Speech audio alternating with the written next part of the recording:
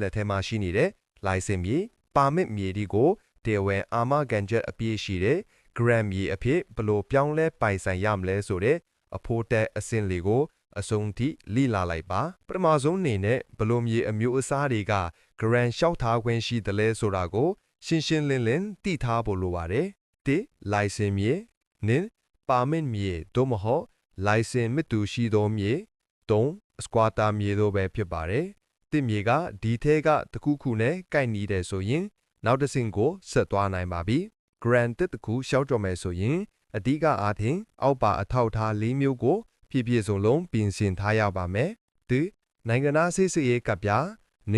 permit သို့မဟုတ် license မူရင်း၃မှတ်ပုံတင်စာချုပ်စာတမ်း squatter မြေများအတက်၄နောက်ဆုံးပေးဆောင်ထားတဲ့မြေကွန်ပြေစာမူရင်းတို့ပဲခဲ့ပါတယ်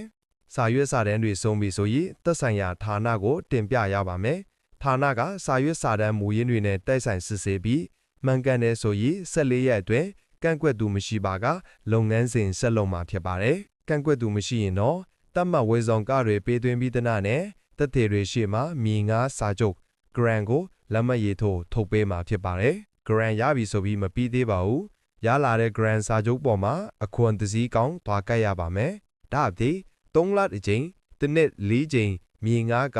မြေခွန်ကိုပုံမှန်ပေးဆောင်ရမှာဖြစ်ပြီးတက်တန်းကုံဆုံးသွားရင်လည်းတက်တန်းတိုးဖို့ပြန်လဲရှောင်ထားရပါမယ်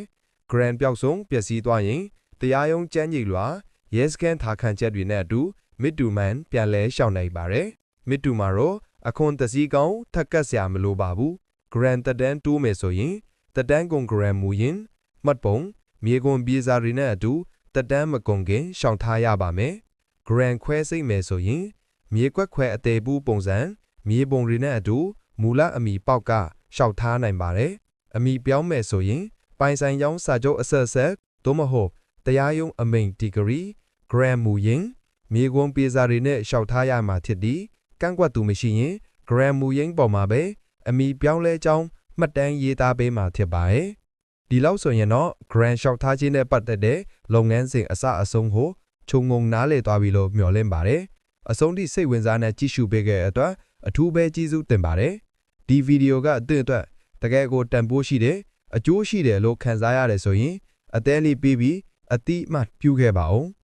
ဒီအရေးကြီးတဲ့အချက်လက်တွေကိုမသိသေးတဲ့တင်းရဲ့မိတ်ဆွေတွေမိသားစုဝင်တွေအထက် share ဘတန်ကိုနှိပ်ပြီးပြန်လည်မျှဝေပေးလိုက်ပါအင်ဂျင်မီနဲ့ပတ်သက်တဲ့အဖို့တန်ဘိုးတူတာတွေလက်မလွတ်ရအောင်ကျွန်တော်ရဲ့ page ကို follow လုပ်ထားဖို့လည်းမမေ့နဲ့တော့မရှင်းလင်းတာသိချင်တာရှိရင် comment မှာရဲရဲဝံ့ဝံ့မေးမြန်းနိုင်ပါတယ်ခင်ဗျာ